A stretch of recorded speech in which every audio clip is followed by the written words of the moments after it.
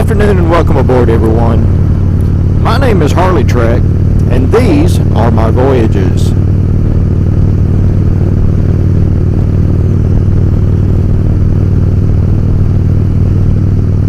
I was watching a video a few weeks ago from a subscriber, and I follow as well. It goes by the name of Papa22, and it was an older video of his, and he was talking about intros and outros and what have you, and the length thereof. Now, you know, those of us who go through the effort of putting these things together, you know, or get kind of fond of, attached to the products of their imagination. And Papa's point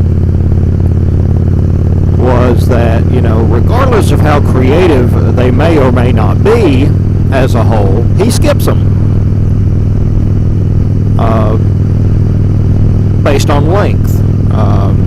You know, heaven knows I've used the same, don't you do it. I've used the same intro pretty much for over a year now and 40 some odd videos. And at 19 seconds, yeah, it could be a bit long.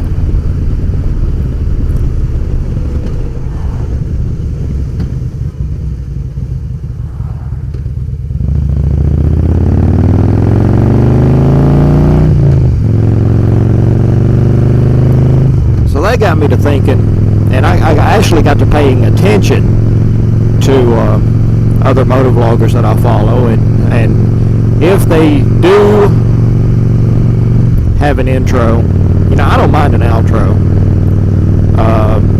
I usually don't watch through an outro anyway, but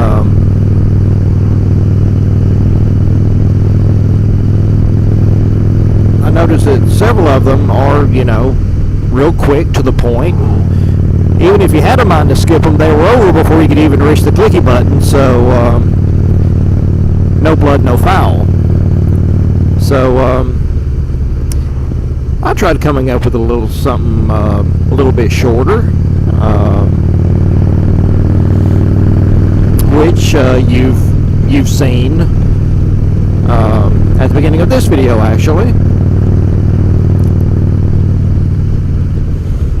So, tell me what you think. I'm still not 100%, I don't think, happy with it. But we'll see. I'm not going to win any Academy Awards for my filmmaking, and I'm definitely not going to make a living on YouTube. Which begs the question, you know, I do watch, I'm subscribed, as I'm sure most of you are, to several tens of motovloggers, and I will admit that I'm subscribed to several sport bike motovloggers, which I have to take with a grain of salt. Some of their videos are entertaining, some not so much. That's true with anybody, but it's usually with the motovloggers that are on sport bikes. If their videos offend me, it's because of the shit they do on the bike. Call me an old fuddy-duddy. I don't find wheeling entertaining. I don't find 150 mile an hour runs on the interstate entertaining.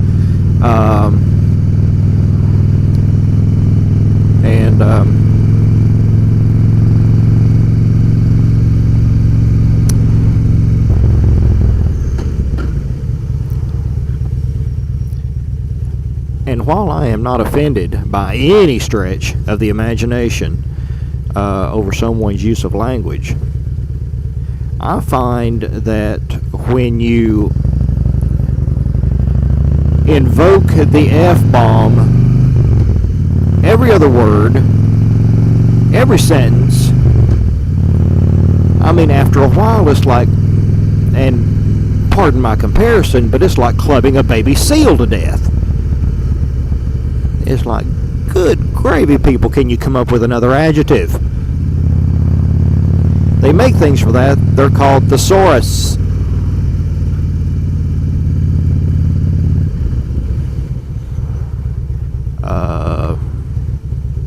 Pedal faster, please.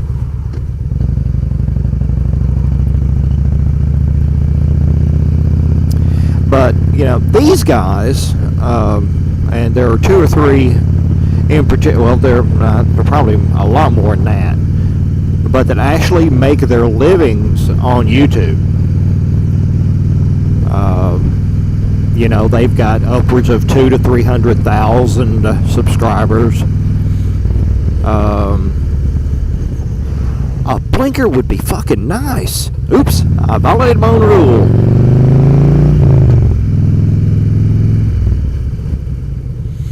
And I'm going to leave that in there just cause.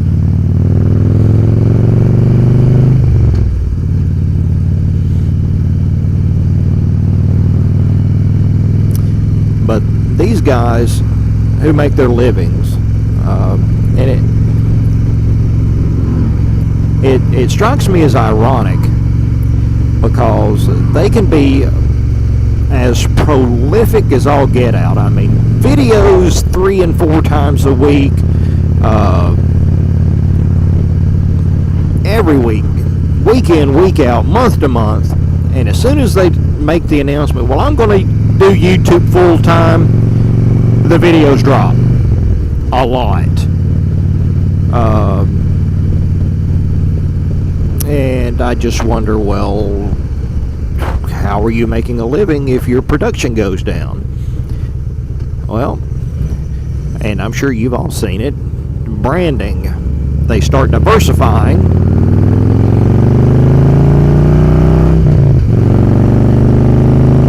Getting into other things, and that's why they don't have time to make videos anymore. You know, it's like if you ride a sport bike, well, then you must start a gaming channel where people watch you play video games. That has me scratching my head. But people pay to see that, so do it. Sell t-shirts, sell stickers, sell key tags, sell plasma. I don't know, but if you're making a living riding a motorcycle and putting videos on YouTube, I guess you've got to sell just about everything you got to maximize the old learning potential.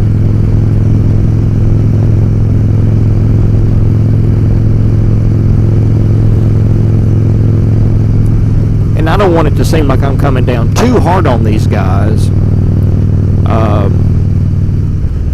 I would sincerely love to be able to quit my job and make a living doing something else. Well, if it's a hobby and you start making a living by it, it's no longer a hobby and it's kind of like a job. And we categorically hate jobs, generally speaking. You know, if I got to work for a living, I'm pretty tickled to do what I do.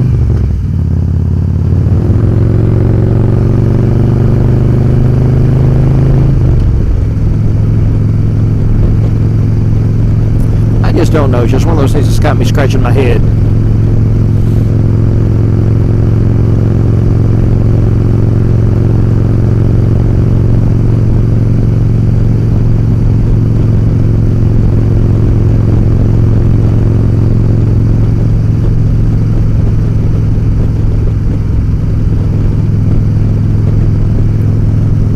I think that's enough ranting for this installment. Ride 'em if you got 'em, and live long and prosper.